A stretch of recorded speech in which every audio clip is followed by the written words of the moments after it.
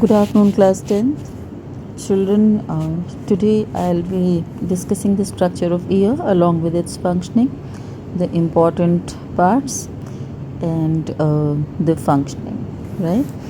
So let us start with this. Is already I have drawn a diagram of ear here. I could have drawn myself too, but this is much more neater to be explained in the form of a video. So you always remember that we divide the whole structure of ear from external side till internal side. So this one is external ear, internal ear, and in between is the middle ear. That means various structures are present in these three areas. When you talk about external ear includes ear pinna. Pinna is that whatever external structure you could see as ear, and then auditory canal,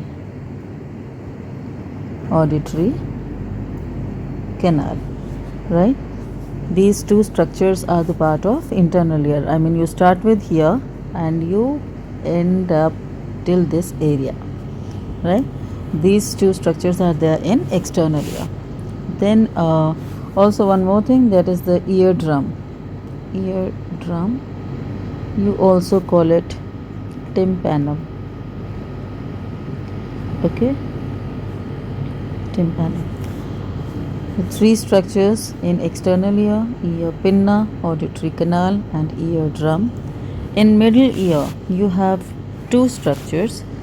Collectively, the ear bones, you call them ear ossicles.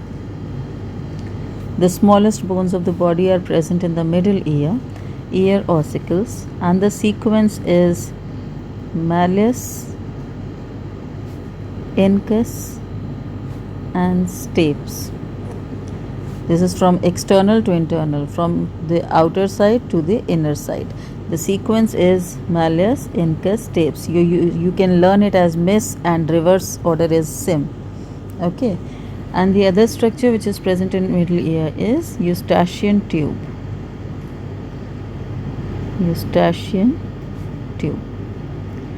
If you can see, I'm just shading the structures and see the arrangement of the bones here.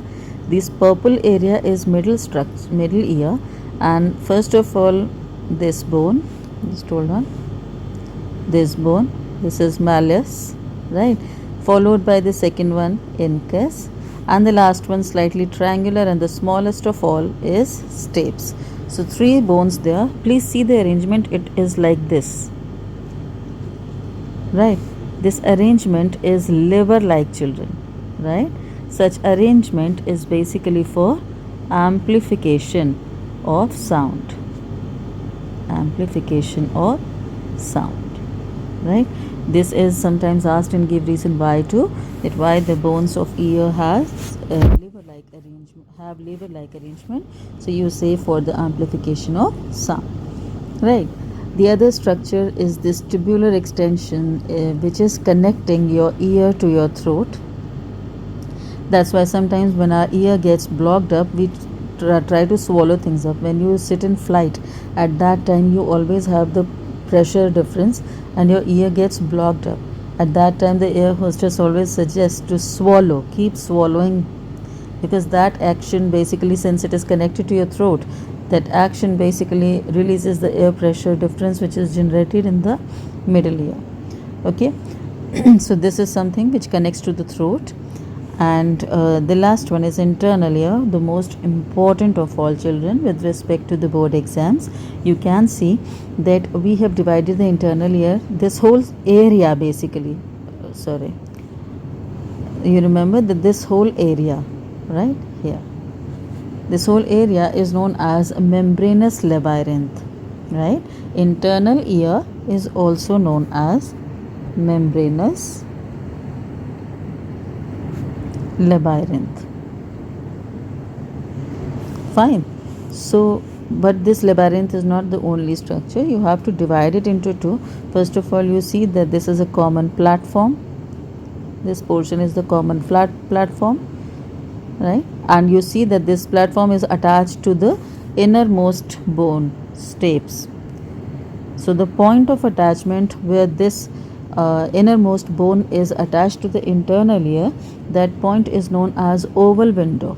Okay, the stapes is in touch with this common platform through oval window, and this platform is known as vestibule. Just hold on, let me create some space here. Vestibule, right? So now from this vestibule you can see that on one side this coiled structure is there. This coiled structure is for hearing purpose. This enables you to hear. So you call it cochlea. I'm not writing everything here. If you have a problem in spelling, I'm writing it here. Cochlea. This coiled structure is cochlea, and wherever you have this canal like structure, 3 canals are there. See, semicircular canals, right? 1, 2, and the third one is at the back side. These 3 are the semicircular canals, horizontal, terminal, and say axis. But you don't have to remember the name. It's just that SCC, that is semicircular canals, right? You can see the 2 extensions are shown from this area. One is coming out from cochlea, see, and the other one is coming out from this semicircular canal. That is basically the vestibular apparatus. Semicircular canals collectively with this vestibular apparatus, it is known as, the whole structure is basically known as vestibular apparatus. You have the utricle here, utriculus, sacculus, and semicircular canal. Collectively they are known as vestibular apparatus. Fine, children. So just see that one nerve is extending out of vestibular apparatus, the other one is extending out of the cochlear area. One is enabling you for hearing. The semicircular canals basically balance the body, right? What kind of balance it is, I will let you know in the next video, but as of now you understand that these canals balance, these nerves basically connect the structure vestibular apparatus to the brain, so that your body balance can be regulated. So vestibular nerve and vestibular nerve and cochlear nerve, they fuse together. It's like there is a fusion this way, making it an auditory nerve, right? And this nerve will be going to brain. Okay, so I hope you understand that. I have told you all these structures. Again I am telling you, the external ear contains this external flap, which is ear pinna for collection of sound waves. Second one is the auditory canal to carry the waves in. Third one is the membranous sheath or membranous structure known as eardrum. This is all about external ear. Middle ear contains 3 bones, malleus, incus, stapes. You also have one more alternate term for this, that is hammer, anvil, and stirrup, one and the same thing. And the eustachian tube that connects your ear to your throat. Whenever you pour some medicine in your ear, it comes in your mouth, right? Because the area is connected.